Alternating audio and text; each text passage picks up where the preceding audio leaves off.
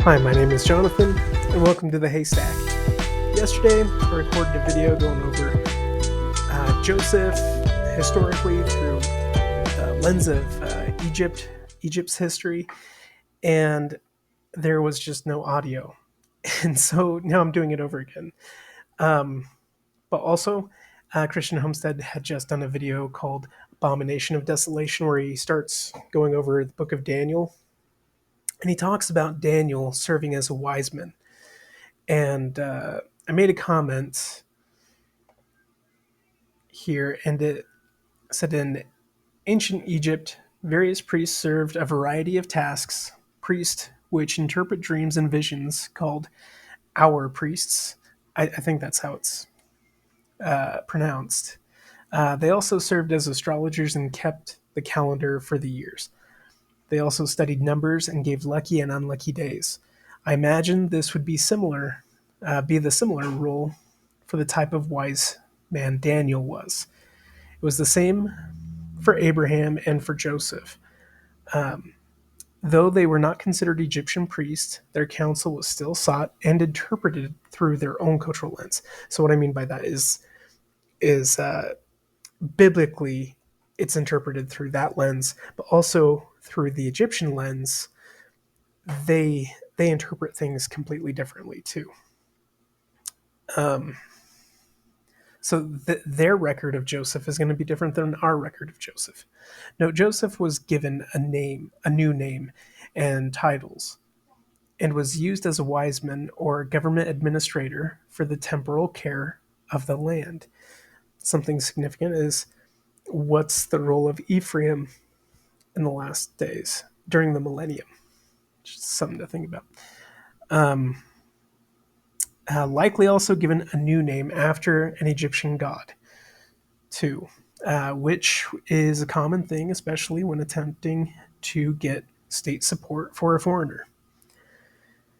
I'm working on a video to explain. Oh, okay, so the joyous genealogist finally says something. Just kidding. She says, "Can't wait to see that." And then I tell her I'm gonna explain everything here. Okay, there's more comments I haven't gone over yet. Well, anyways, here it is. I saved all my links. Every time I have the church window open, it freezes up the page, and I have to end up closing out everything and restarting everything. And the way I fixed my audio is I just updated everything on the computer and just restarted it. But I wanted to save all my links so I didn't lose them. A lot of this will be coming from Wikipedia. We'll be going over who the historical Joseph was in Egypt. And I've created a spreadsheet. I'll move this over to my shared stuff. The spreadsheet will have links in it for you to follow up on for your own study as well. Here, this is my first patriarch's timeline. And there's still work to be done here, but basically it just goes over. So this is how many years had elapsed. And then I switch over to showing what the year is BC. And then here we go BC. I haven't continued on from there. And there may be some corrections. The thing is with biblical timelines, there is a late date and an early date. In fact, the church now has a timeline for many events. Where it cuts off is with Abraham, and it says it's sometime around 2000 BC. Now, many scholars suggest that he was born in 2165 BC and got his call from God in 2091, and then he ended up dying in 1951 BC. Isaac would have been 2065 BC. Jacob would have been born in 2006 BC. So that's just one timeline. This is the early date timeline. And early date meaning early Exodus, because there's various things for the Exodus. I'm going over one that has just a lot of tangible archaeology and patterns of evidence. If you've seen patterns of evidence, it actually covers some of this. But this, we will be able to identify the Pharaoh of Joseph, possibly who Joseph is himself, and who Ephraim and Manasseh are historically as well. And the thing is, I've been looking at this for years and years and years. I've been interested in this since I was a kid. I just love Joseph in Egypt. I've always felt very strongly about him, and I just love his story. So this is going off an early date, and this is showing that it's the 430-year sojourn, and this would put the Exodus around here in 1446 BC. That's what many other biblical scholars and archaeologists also suggest. Many put it a little bit later with Ramesses. Let me see if I could show you what that looks like. Oh, I gotta move this.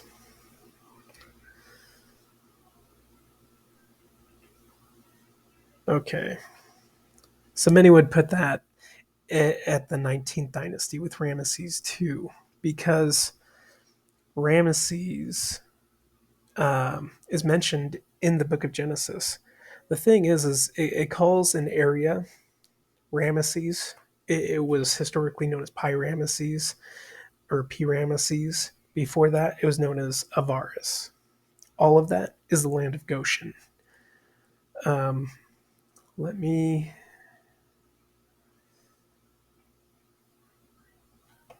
pull up Google Earth, and I'll go ahead and give a visual here.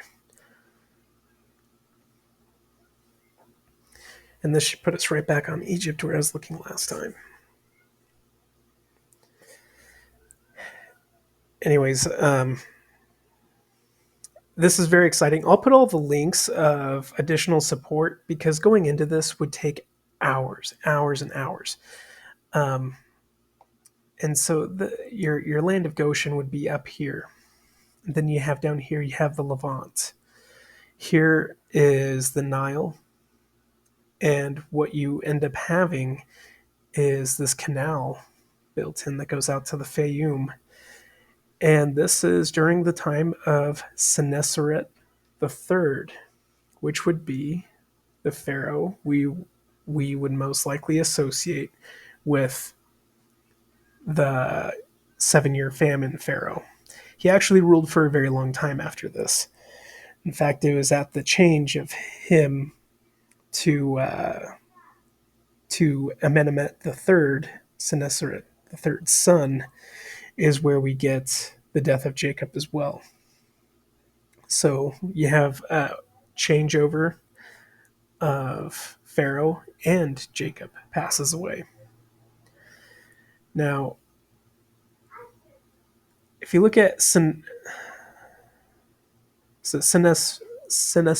Sesostris is the Greek form of it, but Senusret III, show you. He served for a very long time.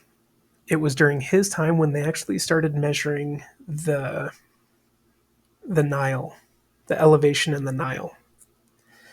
And it was during his time they built in the canal Youssef. Was it Baar Youssef? Which goes out to the Fayoum.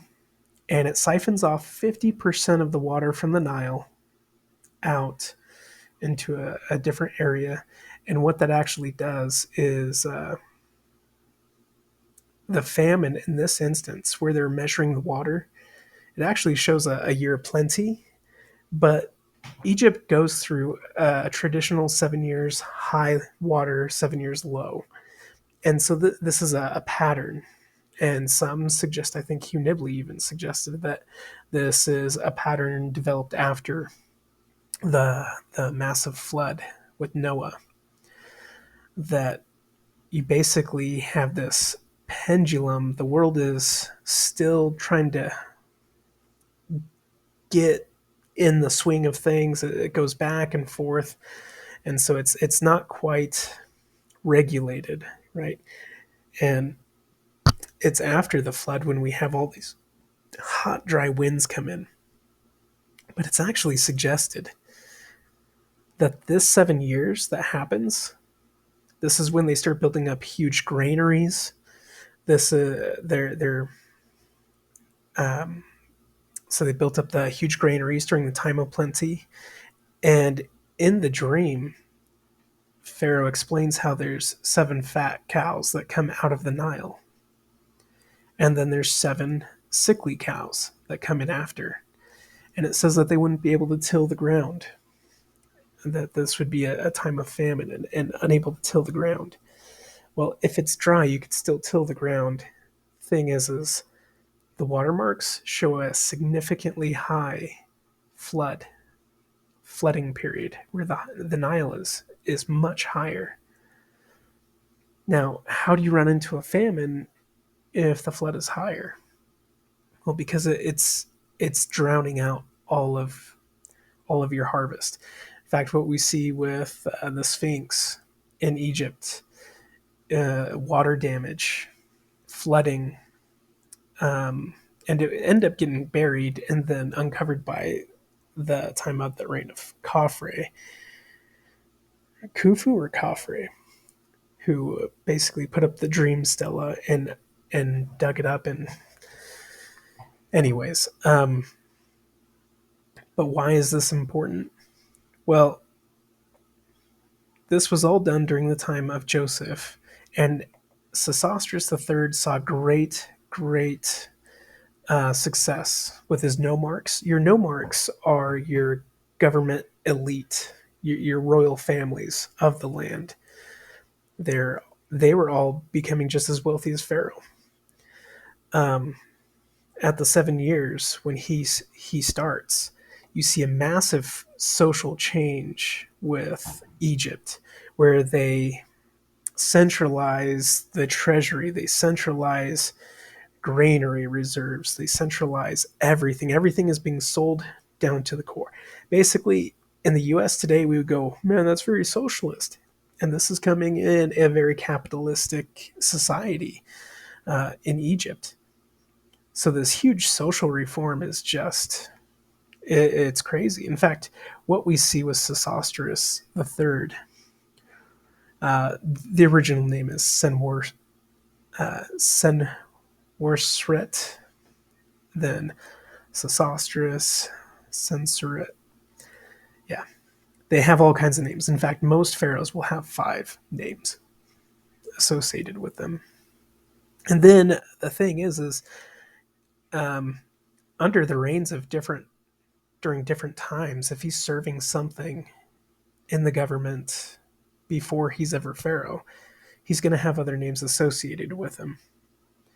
And so you're given titles. Joseph was given titles. In fact, let's look at the titles and names here. Oh, Jiminy Cricket. Here it is. All right. So the name associated, I know I'm jumping around a lot. I apologize. The name associated to Joseph is Zathnath Paneah. So this is what we get from the Bible. Now, the Hebrew translation of that, or their understanding of that, is he who reveals that which is hidden.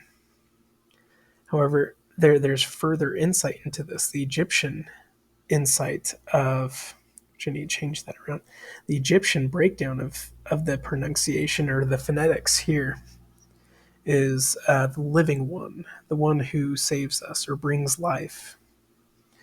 It's also been associated the one who preserves us. There's lots of different attributes, but that seems to be the core of it. Now, the living one is very significant because Pharaoh understood Joseph, his story, that he believed that his father thought he was dead. because he knew his brothers had ripped up his coat of many colors.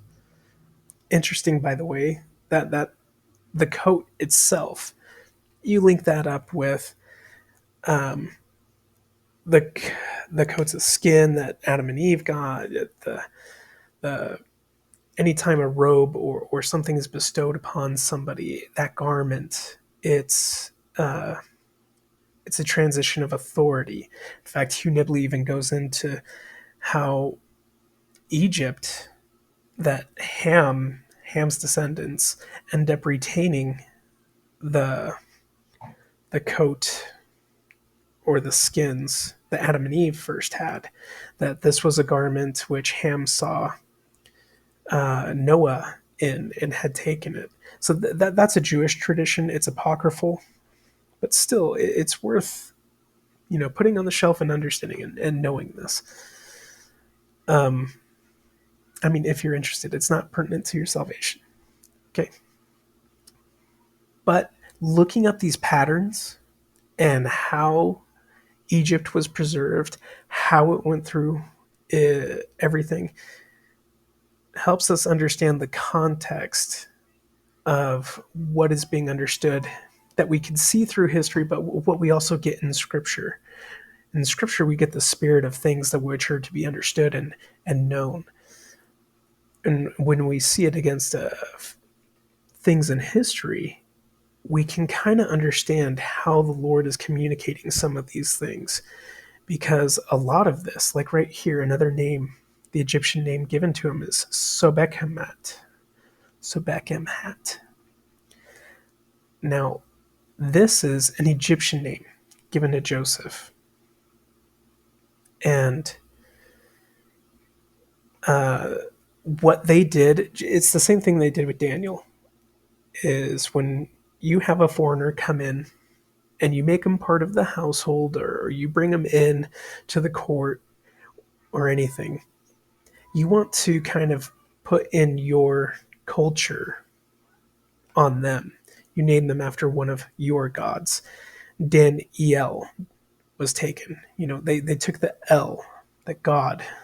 They took that away from Daniel and they gave him a new name named after one of these Babylonian gods. That the root of that name is in there. Here, this vizier under Senusret, who's the first vizier, Cease actually served to Senusret the third's father, and then Senusret.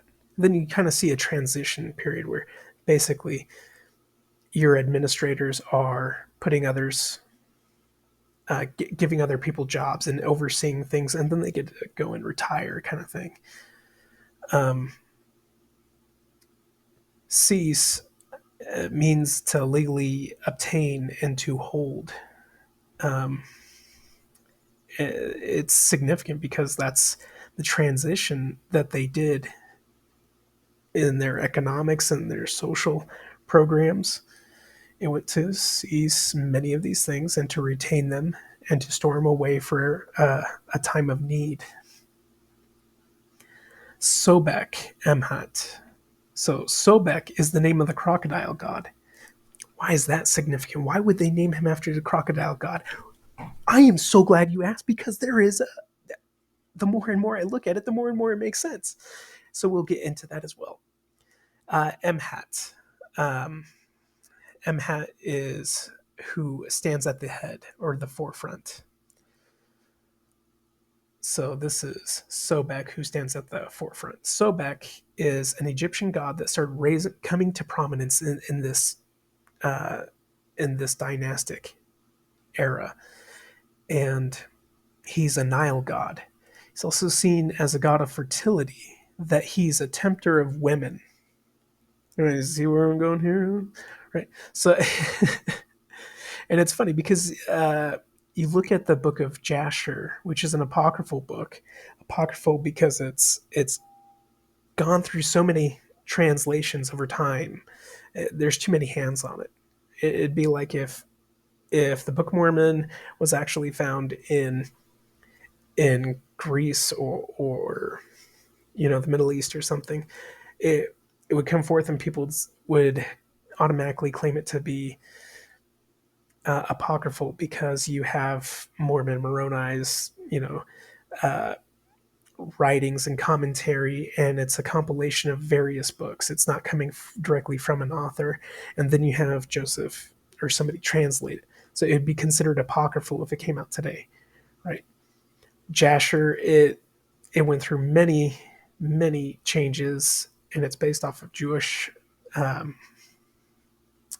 not mysteries, but lore and stories. And so it's one of those things that you can read it, but it's just what Joseph said about the Apocrypha, that not absolutely necessary, but if you are to read it, to read it with the spirit of prophecy, which you don't need to be a prophet for. But if you have the intention of trying to understand the truth, there can be some insight there. The book of Jasher goes into more of Joseph's situation with um, Potiphar's wife. It actually names Potiphar's wife. I can't remember it right now, but it tells Potiphar's wife's story where she is feeling tempted by Joseph. Joseph's like not paying her any attention. He has control all of over Potiphar's household, just not Potiphar's wife. Joseph doesn't mind. He's hard at work. He's dutiful. And Potiphar's wife, very attractive woman in the story.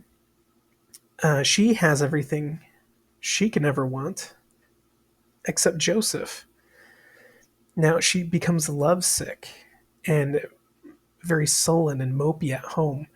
She has all of her girlfriends over. In the story, it says that all of her girlfriends are saying, "What's wrong with you? You have everything you could ever dream of. Why are you so sad?" She reveals to her friends that she's lovesick over Joseph.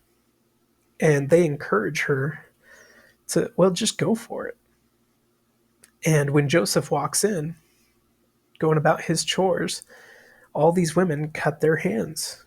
Now, in the story, it says that they accidentally cut their hands because they're distracted by his beauty. Um,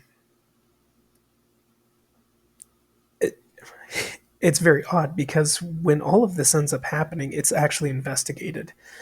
When Potiphar's wife acts upon her desires, and having worked with sex offenders and all of that, one thing to understand is about people who are imposing their desires and lusting after somebody and acting on it without the other person's permission. One of the big things is power. They desire power. They desire their own passions, yes, but there is a sense of control and power which they want more.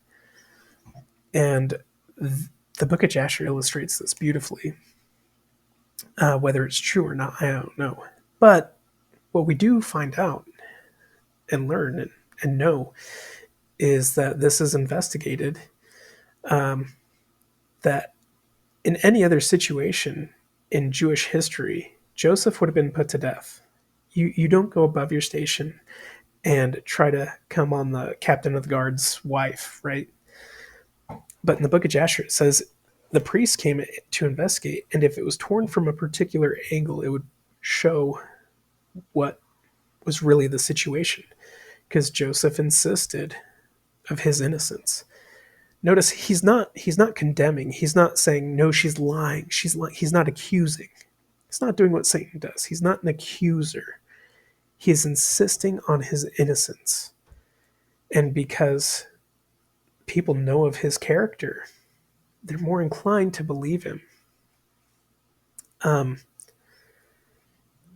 and the priest determined that no, he was actually trying to get away.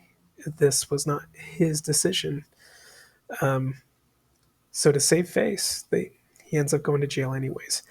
The funny thing there is that the women who knew about this, they they're not interviewed. They know Potiphar's wife's motives, but they're not mentioned in the book of Jasher after that. So I find it very funny that they all coincidentally at the same time cut their hands when Potiphar's wife is revealing this, because to me it sounds more like a blood oath, even though it doesn't say that they're taking a blood oath to keep it a secret. But maybe that's one of the truths that's lost over time. Maybe I'm speculating and it's all wrong. Maybe it never happened. But something worth looking at. Um, Anyways, that's from Hidden Messages, and one of the comments on Christian Homestead's channels on one of his things, they suggested that I go through the book of Jasher and look at the story of Joseph. So I really appreciate that. So thank you, Hidden Messages. All right. So why Sobek Hat? Well, I'm so glad you asked. And I'll go ahead and I'm going to have to patch this together with multiple videos. I'll release that as a long single video, and I'll also break it off into portions. Okay. And I'll release those smaller portions later. All right. So Joseph, why is he Sobek Hat? Well, Cease was associated with Sobek Hat, and Sobek Hat has been associated with Joseph. Now, Nebit and Kunhohotep, that guy, the third, those are additional viziers that came in after, right? And so I'll put in a link for a video that actually goes through all of this. He to really go through all the background. There's so much, and I'm trying to abridge everything and then give you the resources if you actually want to go through it. But he breaks down why it's Sesostris or Senusret III, why all of that, and I'm just touching on it. He shows the pictures, shows the burial graves. Thing is, his burial tomb is in Dahshur, so right off the Fayum, and what they end up having for his burial complex was whoever the vizier was. The vizier's in charge of getting all that stuff built too, but they built a whole city outside of the pyramid structure and introduced donkey veterinarians for the people. So they built a small city for all the workers to live and a donkey veterinary area, which is the first of its kind that we know of. Now, donkeys were introduced by Asiatics, Semitic people. Now, Semitic people, Asiatics, a lot of people associate strictly that with the Hyksos groups. Now, if you don't know who the Hyksos are, Josephus, ancient historian, he called them the shepherd kings. Others have suggested that that's a false translation, but Hyksos have been associated with basically all foreigners that have come out of here. It's been associated with Greeks. It's been associated with Western Asiatics, which would be this region here. And a lot of people say that this couldn't be the time era of Joseph with Senusret III, because Joseph, it distinctly says that he came in on a chariot, but chariots aren't introduced in Egypt historically until around 1600 BC, I think it is. So about 200 years later, at the Hyksos invasion. Now the Hyksos invasion, they came in on chariots and completely obliterated Memphis, which was the capital being used, and just decimated everything. And then we enter into the second intermediate period of Egypt, which is essentially a Dark Ages period. It's a period of apostasy. You might look at it that way. And if you look at Egyptian history, it's easy to see that intermediate periods look like apostasy periods. But then you have these times of enlightenment. The Old Kingdom was a time of enlightenment. The Old Kingdom would have been when Ham's family came down here. And then you have the beginning of the Middle Kingdom. Is that what it's called? The Middle Kingdom. And that would have been the time of Abraham. And then you have Joseph come in, and it's still during that middle portion. But it's just shortly after Joseph, we fall into this era of just things falling apart. And coincidentally, this is all taking place in the 12th dynasty. To me, it seems very appropriate that Joseph would be in the 12th dynasty. He would be at the very end of the 12th dynasty. And we actually end up getting Moses in the 18th dynasty, according to one timeline. Right? Sorry, I prefer this one. So here is the 430-year sojourn. Some interpret it to be 430 years since Abraham, and so they cut it off early. Others suggest that it's actually periods of 215 years. But all of this seems to line up exactly with all the chronology that we have for the patriarchs after and their lifespans. So this is what we're going with for right now. In Egyptian chronology, it's ridiculous. Some people suggest it's 200 years off entirely. Some say it's 600. Some say, or most mainstream say it's about 10 to 20. All right. Oh, sorry about that. Back to Sobek and Hat. Why is he named after the crocodile god of the Nile? Of all things. Well, let's pull up. Let's do Wikipedia first. So, Sobek. A little bit of history on him. Sobek, ancient Egyptian deity with a complex of elastic history and nature. He's associated with the Nile crocodile or West African crocodile and is represented either in its form as a human with a crocodile head or as a crocodile. Sobek is associated with pharaonic power, fertility, and military prowess, but served additionally as a protective deity, protective over the Nile. Some magical qualities invoked especially for protection against dangers presented at the Nile. So you see that he really starts gaining prominence in the Middle Kingdom and the 12th dynasty around Amenemhet III, which is who we're talking about. Look at this guy. All the pharaohs before him smiling, happy. Now, him, sullen face, worried eyes.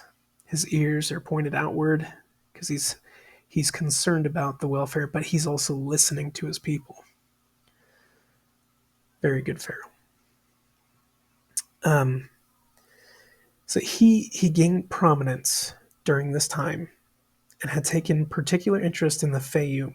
Now, the Fayum area is where we find Senusret III had built his pyramid structure. That's where the city for the workers was built.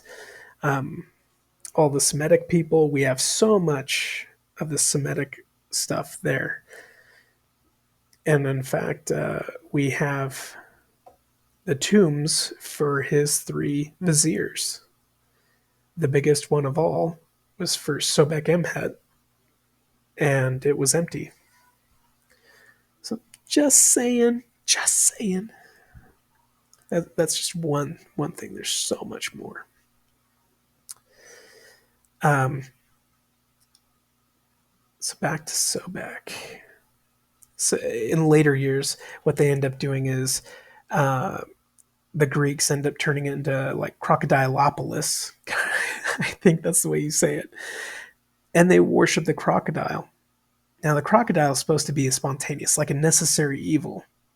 In mythology, there's lots of attributes about Sobek that he's like Ra asks Sobek, sends him on a mission. Sobek apparently came from the waters of chaos in the deep Nile, right? And it just manifested itself. Ra sends Sobek on a mission to go pick up Osiris's hands, which is now found lost in the deep of the Nile, and it's surrounded by the fish of chaos. Now Sobek, he ends up constructing the first net ever, and he goes and gathers the fish, and the fish think they have the best of him and they're causing him chaos, but all the while he's being very, very patient, and then traps all of the fish of chaos into a net. And then he goes and he's able to retrieve the hands of Osiris, and then he returns the hands of Osiris to Ra. Ra, being a very stoic character, he broke that stoic character and actually smiled and gave Sobek a ring of power, a ring of power. No, it gave him a ring, form of authority, just like how Joseph received a ring from Pharaoh. It was his seal to say, "Look, I trust him with all of that." It's how the Lord, we see the Lord trusts his prophets, who he gives the sealing power to, uh, that they can bind on earth and in heaven. That basically they have the Lord's seal of approval because they're not going to misuse the Lord's power. Other attributes of Sobek is that he also is granted the ability to usher in or collect the righteous dead who are lost. So, why is this important? What are the promises of Ephraim and Manasseh given to the tribe of Joseph, Joseph's posterity?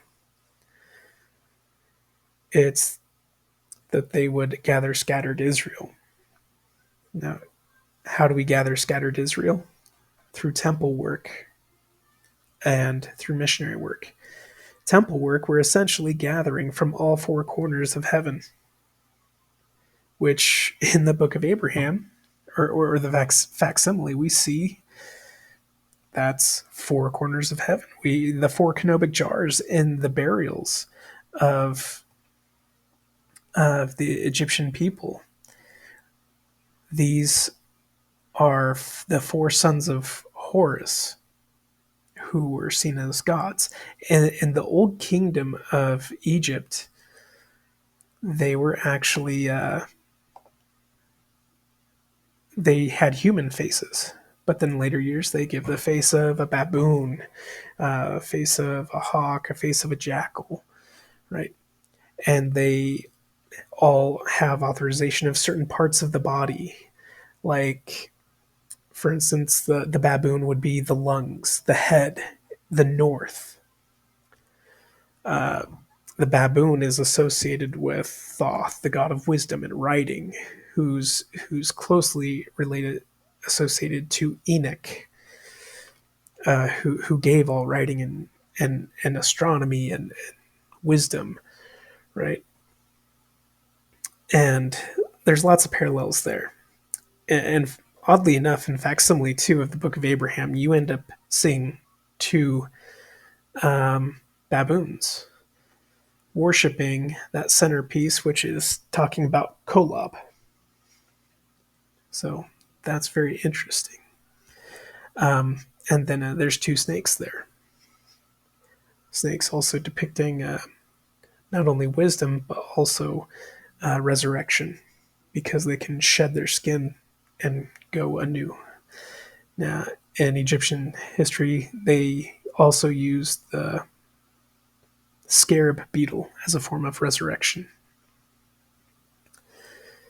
Sorry, I keep getting so far off topic, but Sobek, yes. The reason they use him for all of that is there's lots of attributes with Sobek that he's carrying, and the fact that crocodiles carry their young in their mouths, they carry their eggs in their mouths, that they're dangerous, but also a necessary danger. This may be something that an Egyptian would look at an Asiatic who interpreted a dream.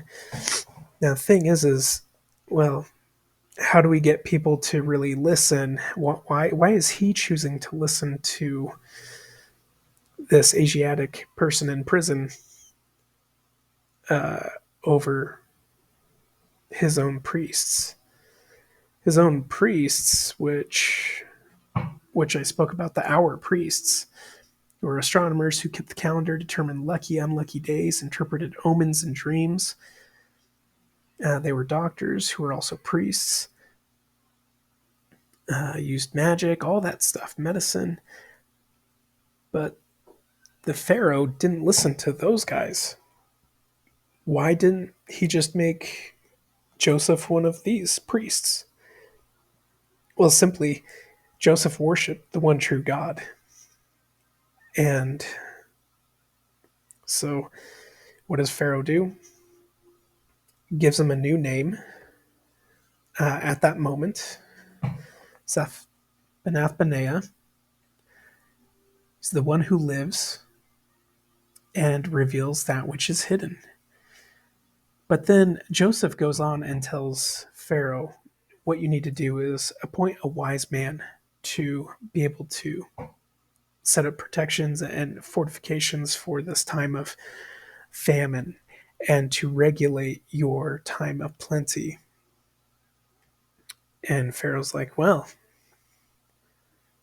yeah, that's right. I do need to do that. So he makes Joseph an Egyptian official. Well, how do you just make a foreigner an official? How's it going to be accepted? He gives Asenath as a wife. Why is that important? In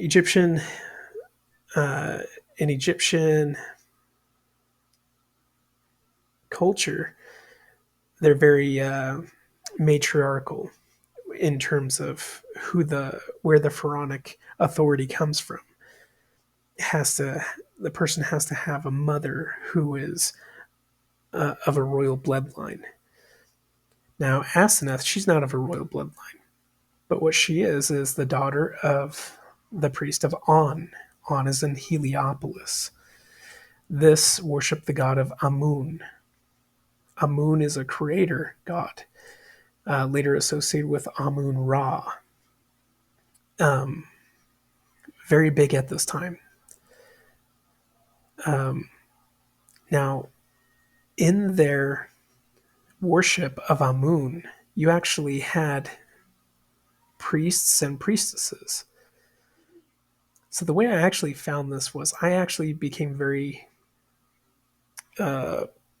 interested in Asenath and her father Potiphera. I wondered, wow, geez, you go from Potiphar to Potiphera. I mean, is that a common name? It's not a common name. I have found similar ones in later dates, but they serve completely different roles. Now, Potiphar is captain of the guard, Potiphera, is a high priest of On. The thing is that your state, your heads of state, your captains, your people like that, they also held priesthood authority and priesthood duties. Priests, I mean, you have some priests that serve full time that take care of the god of the temple, whoever that is. And most other people just served God privately and would do sacrifices for times of rejoicement and celebrations, holidays. But Pharaoh is seen as God on earth, that he doesn't quite meet and obtain that godhood until after death.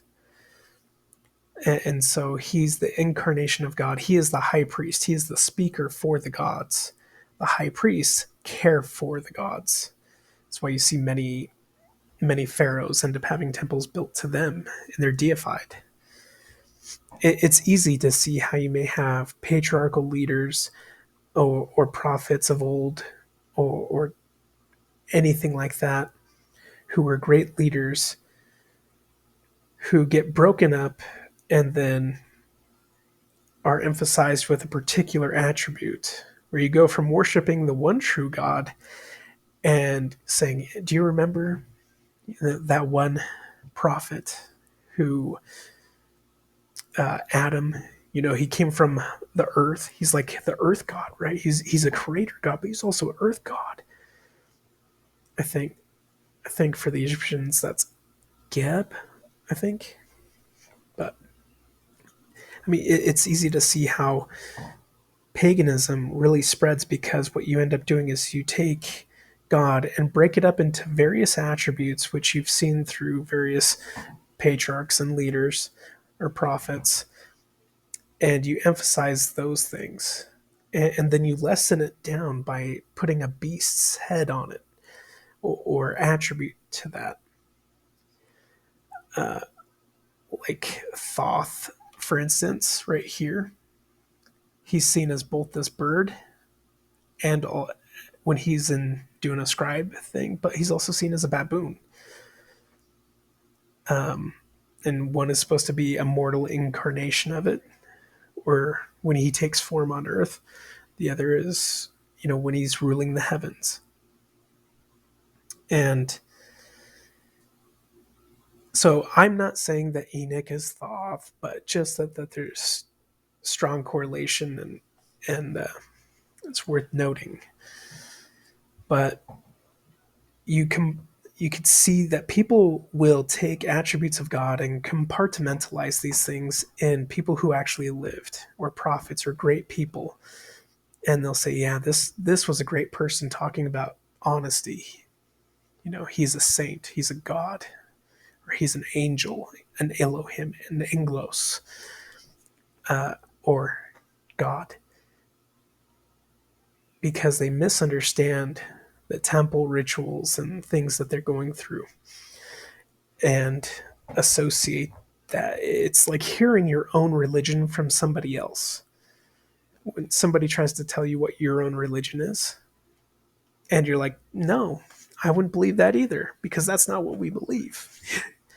That's essentially what you end up having through all these different generations, is a breakdown, and they compartmentalize these different attributes, and so they could easily pick and choose the sins or commandments which they desire to follow.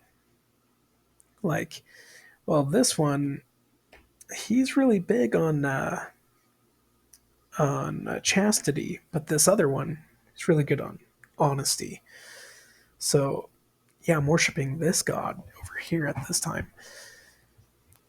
So that's just one way. I think the most recent illustration of this is if we look at the Catholic Church and the different attributes that they give saints or previous apostles, and then how all these did near to magical things.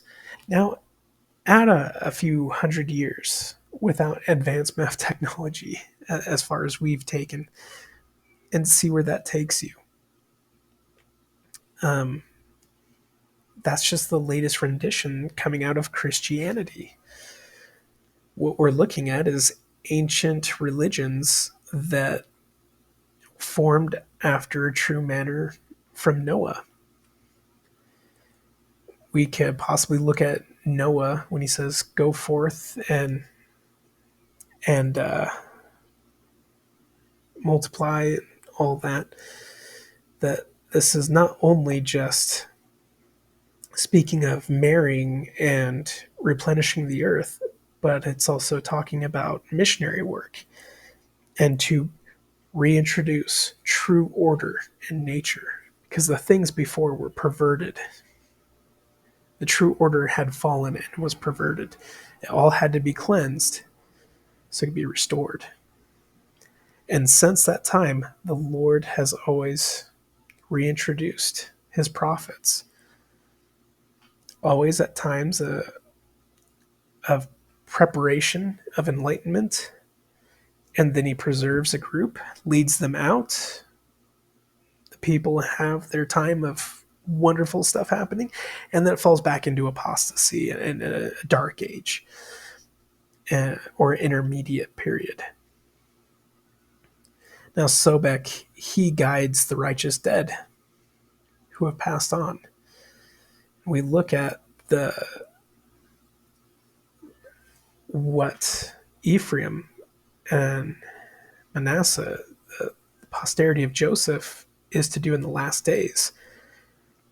They are to gather and save, pulling from the four corners of heaven, four corners of the earth.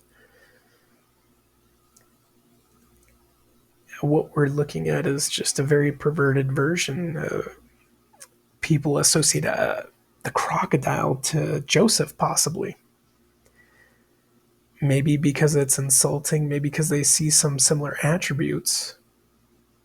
That he's both dangerous, he's impulsive, he's a tempter of women, although Sobek himself has no posterity in the pantheon of gods.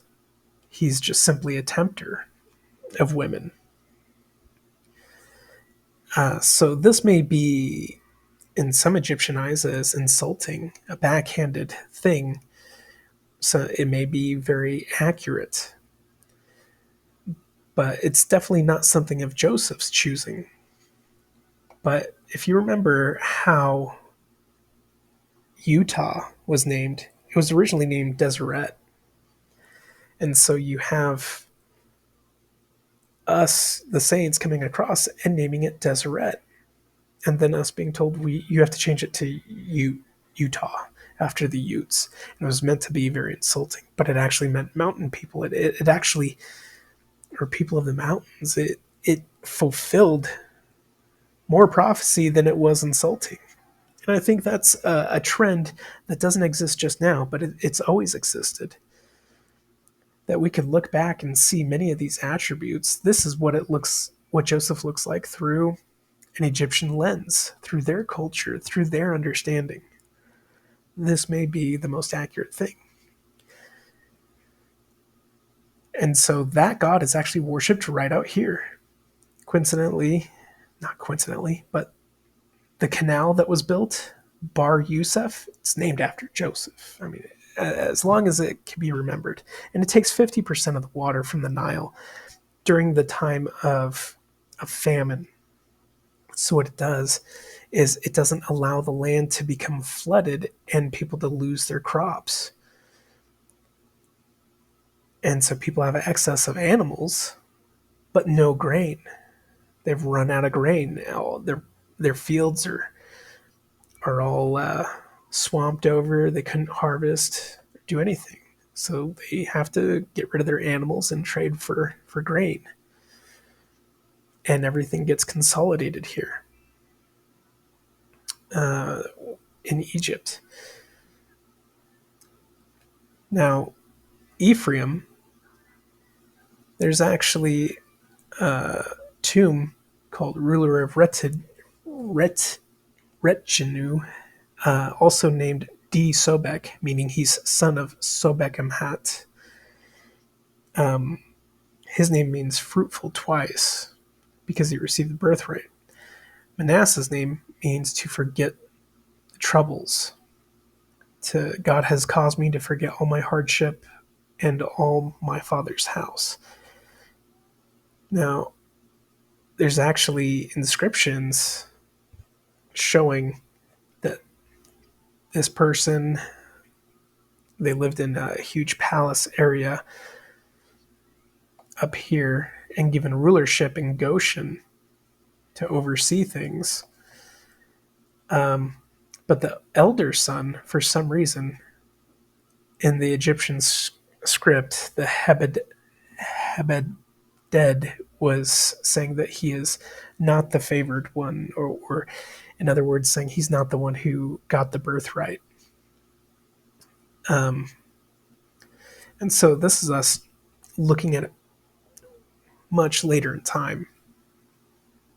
And so I'll put the link for that video in there. It's going to cover all these names. The one I put together and found interesting was Potiphar's. Let me see.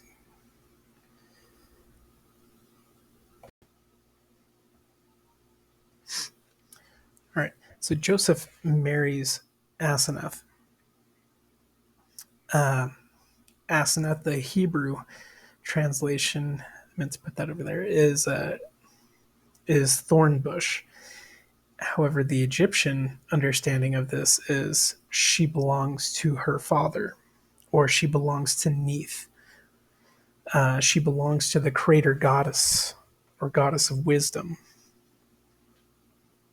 I thought that was very significant because the connection here and with Potiphar, can Potiphar be a high priest and captain of the guard?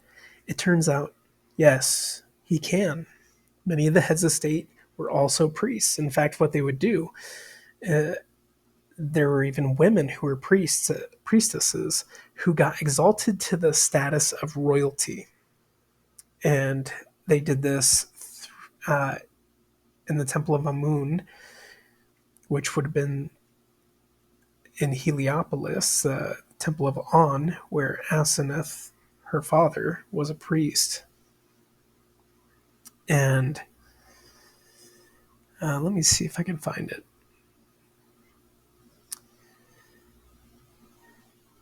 But the women would take on a title called God's wife. And this exalted them to a status of, oh, here we go.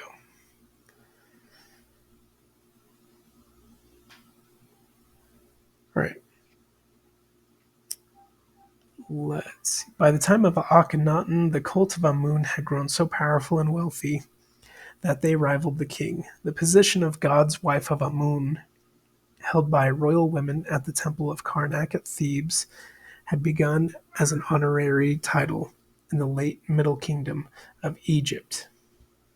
So right here, this title of God's wife of Amun began in the Middle Kingdom of Egypt. Temple of Amun is in Heliopolis.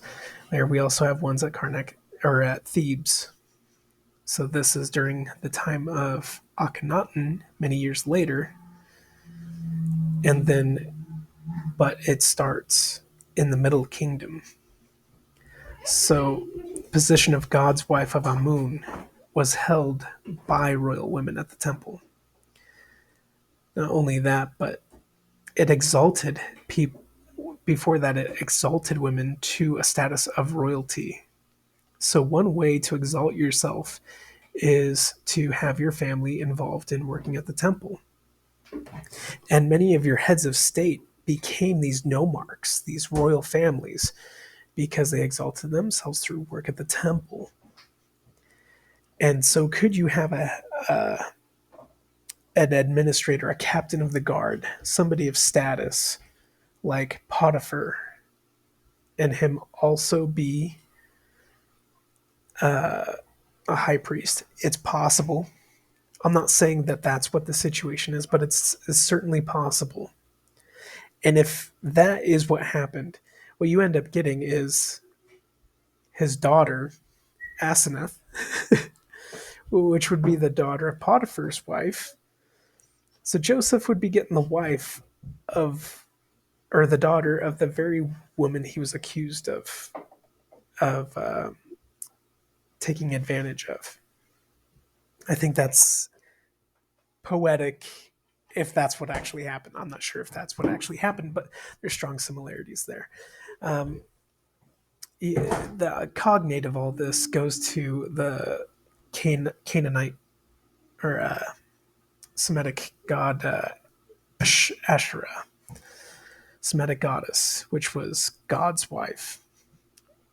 Also means gift of the sun god.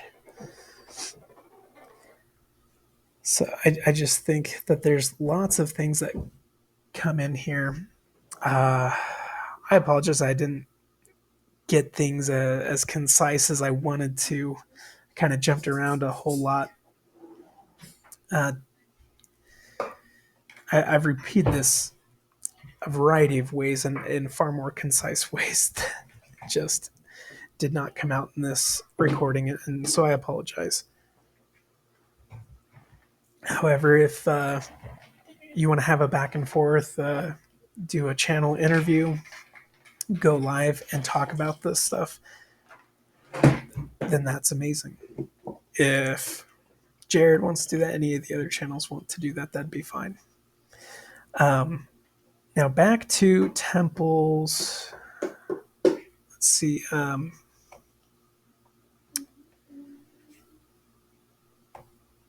The joyous genealogist. Okay, joyous genealogist. So the really cool thing about the cupbearer for Pharaoh is I always wondered, why is a cupbearer offering the Pharaoh advice? Is it because Joseph asked him to? And why would he risk himself being killed or deplatformed? Well, he's already somebody who's been sent to prison. So he's not immune. So could there be some fear there? Well, it turns out when I was studying my family history, I saw that some of my old family name had actually gone to be a cupbearer for a Scottish king and had become a parliamentarian. Also had been given the title of Protector of Scotland or Shield of Scotland, the Constable of the Realm of Scotland, and had fought with Robert the Bruce in the Scottish independence and was loyal to the Bruce the entire time, and was exiled by the very King of England who had made him a parliamentarian. And to me, this was a testimony of how the Lord preserves his people, how the Lord always preserves his people. Because I'm of the tribe of Ephraim. I believe that my family came from that tribe, and that it's more than just an adoption, that there is actual some blood relation in there. And so the cupbearer, I learned, was actually the most trusted position in a royal court. You don't have any kind of family relation to the king, so there's no risk of usurping the king.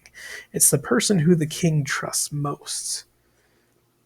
And I mean, they're offering him his cup so he doesn't get poisoned even by degrees like we see in the Book of Mormon. So it's a very, very trusted position, and it's an advisorial position. So when the cupbearer speaks up, and it's jogging his memory, he remembers his dream was interpreted.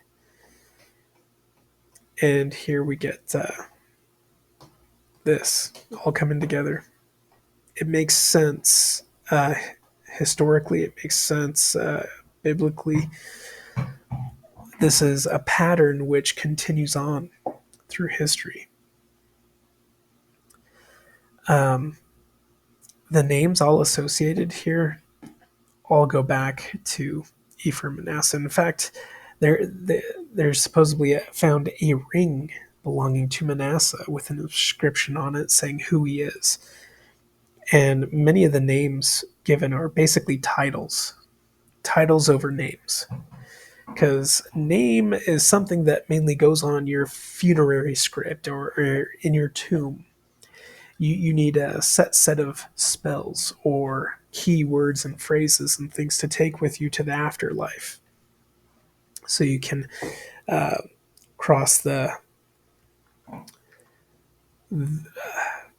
those who stand as sentinels and give them keywords, phrases, signals, all those things which we see in these pyramid texts, what we see in the Book of the Dead, and what we see in our temples today.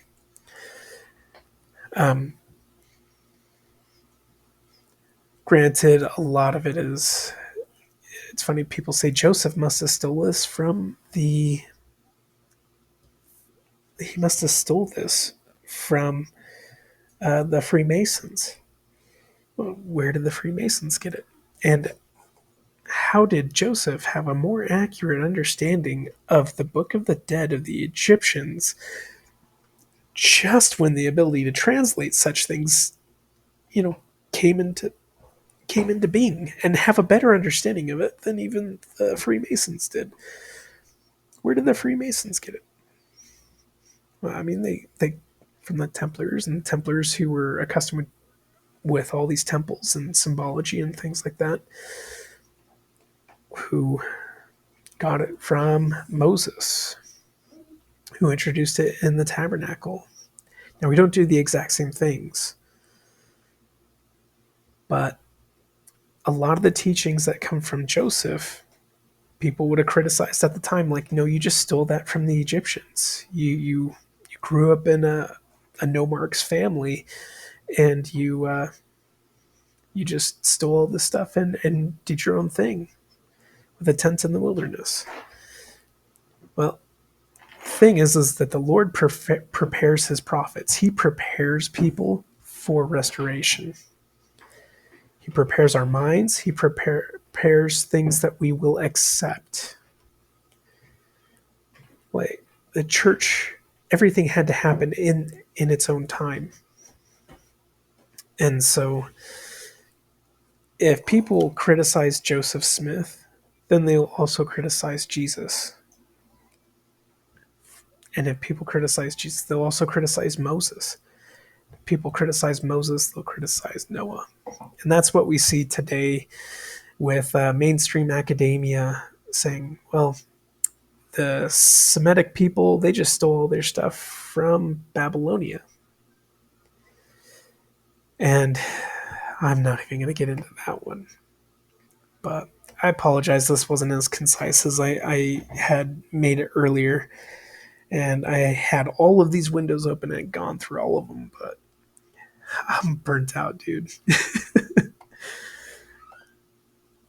I This is just the first opportunity I had. I do want to go over this real quick. The baboons, we've talked about this. Here you have a solar disk. You also have a lunar disk, which is open, and it's kind of a crescent moon shape. Usually when baboons have their arms up like this, well, this is different. Right here, they're holding the eye of Ra, the eye of Horus. Differences in the pupils. This shows resurrection. This is a star, and this is the sun, and the power coming down from that. So these are speaking to authority while also having the eyes. But in the Book of Abraham, in facsimile 2, you see two, but their hands are raised upward. And when that's done traditionally in Egypt, that is in reference to Ra, that it's a worship of Ra, the sun god, right? And all these gods take on different names and things through different periods and are associated differently throughout time. So depending on what time era you're looking at, it can mean something completely different. So when we look at the Book of Abraham, we're trying to understand not what they understood at that very time It's Abraham giving a depiction of what those symbols would have meant, but through the paganized distortion, how it had changed. If that makes sense. I'm sorry if it doesn't. But it made me think, because of the situation where it is in the Book of Abraham, the two baboons are in the same circle as the thing that's depicting the Kolob and the 1,000 years. And that depiction, it's over where God is, where his brightness is, and closest to the throne of God. It's funny, and that's associated with Thoth, which is associated with Enoch. And we expect in Genesis 9 that the city of Enoch will return and will have a millennial reign. This is almost like two different groups of people. And then the serpent also being a symbol of resurrection. This one, it's a scarab. It came in at a later date. But it's showing the glory in which these guys are residing. They're worshiping. But they can also exist and have enlightenment, understanding, and are crowned with glory and are resurrected. And to me, that's fascinating. If you want me to get further into that, let me know. And like, subscribe. Thank you.